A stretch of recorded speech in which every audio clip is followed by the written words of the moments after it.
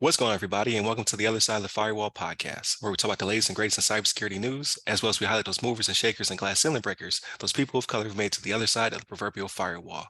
My name is Ryan Williams, and as always, I'm joined by Shannon Tynes. What's up? What's up? What's going on? And then we have two special guests. We have Aisha Holland. So she is a digital forensic trailblazer, PMP founder and CEO of Direnzic Technology. And then we also have her co-host for the Making It Make Sense. So the IT being information technology, Make It Make Sense podcast. Miguel Clark, he is a retired FBI agent, as well as a senior GRC I would say evangelist. These two lovely people on the podcast all week long. So again, Monday and Tuesday are topics, Wednesday discussion, and then Friday we'll talk about everything else. So we'll get into all of what they're getting into, as well as their podcast. So without further ado, I'll give it to Shannon. All right, everybody. So this article comes from bleepingcomputer.com. It's written by Sergey Gatlin. And the title of this one is FBI seizes BreachForums after arresting its owner, Pom Pom Purin, in March. So U.S. law enforcement, right? They seized the clear web domain, the notorious BreachForums, right? So this is a hacking forum that's been around here for a few years now, right? And so they apprehended its owner, Connor Fitzpatrick was his name, who's Pom Pom Purin, under cybercrime charges. So everybody out there who thinks we playing around when it comes to cybercrime, like this is getting to be no joke now, right? Under this current administration, like they're not joking around. You want to go around and start hacking stuff and and going after the government, even if it's by accident, right? Like you come up off of it, like, oh no, I didn't mean to get y'all. Y'all stuff is deleted. We ain't playing that. You know what I mean? It's not going down like that. So, but yeah, so this right here was a multinational as well as multi-service effort, right? So there was a bunch of law enforcement authorities that were worldwide and local to the United States that were a part of this, right? So you had the U.S. Secret Service, Homeland Security Investigations, New York Police Department, U.S. Postal Inspection Service. That one kind of surprised me. I was like, man, I didn't think they would be in on anything like that, but apparently they are. The Dutch National Police, Australian Federal Police, the UK National Crime Agency, and the police in Scotland. So this is one of those things where people think it's a game. It is not a game. Okay, so they took Pom Pom Purin down 3 months ago, and now they got the website up out here looking foolish, right? You go to it now, they got this ban, right? This domain has been seized, right? That used to belong to BreachForums, and they got all these different logos down here. NYPD is up here, U.S. Postal Inspection Service is up here, National Crime Agency is up here. They're not joking around. So you just gotta look.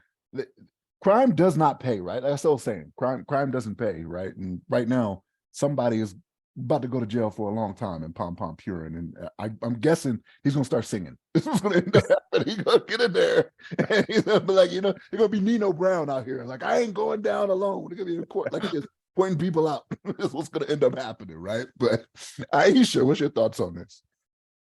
Oh, honey, I'm gonna let you kick that right on over to retired FBI with all them letters that took this site down. I'm gonna let Miguel have this. You know, and I told you exactly what was going to happen about 16 minutes ago, man. I told you this is what was going to happen this way. So whenever the three-letter agencies get involved in something, man, doesn't matter which three letters they are, you know that the government's serious.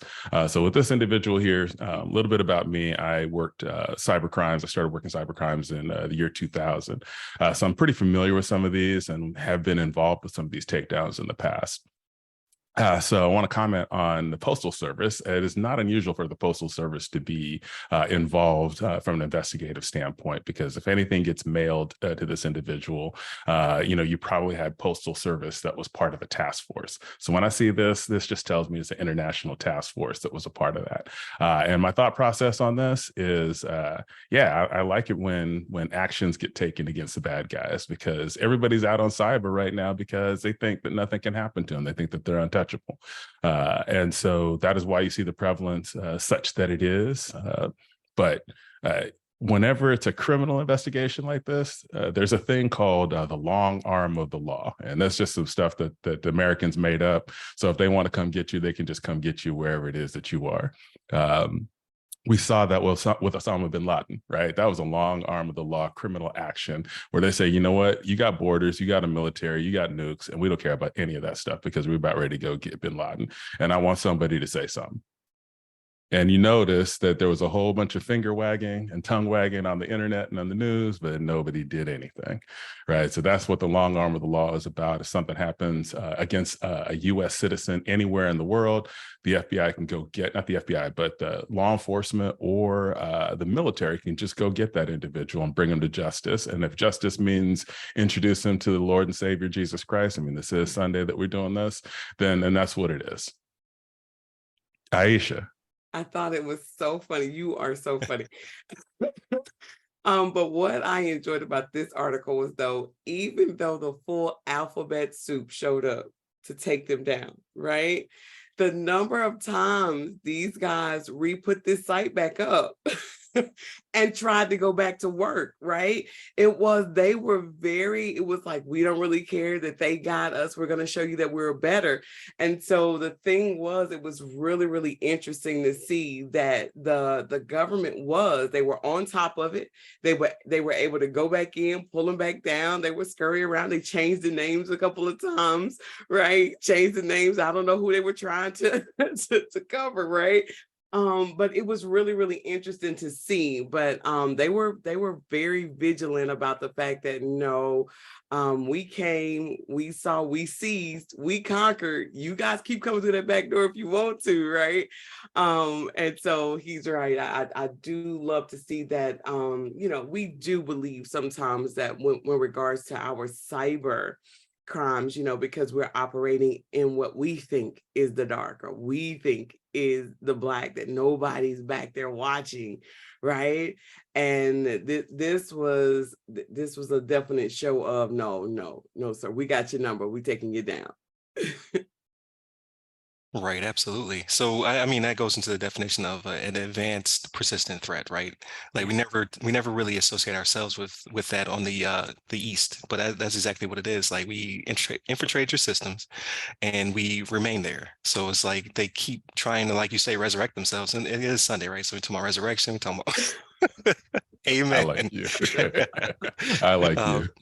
So it goes to show that like we're tier one when it comes to cyber, and when it comes to protecting not only ourselves and our allies, but also being that threat to the would-be I guess in this case dark corporations, so to speak. So like they have their own cabal, their own network, Yeah.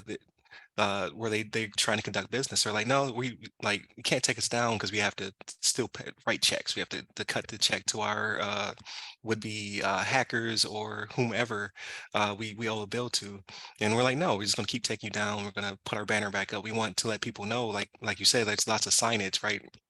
It's a poster. It's letting you know we are here. We have been here. And if you are in any association, you should be worried now.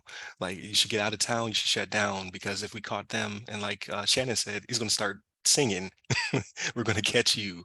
So you may not want to be involved in this any longer. So Yeah. I think it's a good show of force. I like the insight on to the post office, because I did not know that either. It makes sense though, right? Like they'd be involved in anything with the physical delivery of media, mail, things of that nature. The post office would be involved in as well. So that's really cool insight. Because yeah, when I saw the badge, I was like, I guess like they're also agency too, but I didn't understand how robust the post office was in that respect. So if you look at this came out of the Eastern District of Virginia. And so probably they did have a cyber task force. Virginia has got a robust investigative capacity out there. Some agents I probably still know they're out there on that task force. And so that's a part of the reason why you see all of those different, agencies that are there. Anytime there's a seizure, a government seizure, you're going to see marshals, the U.S. Marshal Service involved. So that's another tip. And then you mentioned something about tier one. I can promise you this is not a tier one capability. This is the law enforcement action. And anytime there's a law enforcement action, the techniques that they use are going to have to really kind of be disclosed in court at a certain point in time. And so, since this guy's going to go to court, the government's going to have to come forward and say, this is what we did, and really kind of this is how we did it. So in this specific case, if we have time for this, we have time to go just like take a little bit of an aside. All right, perfect. So you've got an FBI agent that went out and went to the judge, swore out a search warrant affidavit. The judge looked at it, said, hey, I like the facts. And then the judge gave him a command afterwards by signing that affidavit and saying, no, I'm telling you now, go do this law enforcement action. So this law enforcement show of force is probably a physical seizure somewhere. And you have all these other different agencies that are in place. So I'm pretty sure they have physical access to the server. And the other thing of note is that my guess, because I don't have any independent knowledge of this, I've been retired from the FBI for about 18 months. But my guess is that when the certain individual got arrested the first time, they probably had access to the system there and were just sitting nascent, watching and seeing what's going to happen. And my key that that's what's happening is the Marshal Service being present, because to me, that suggests the server was seized and that the government has had control of it since the arrest.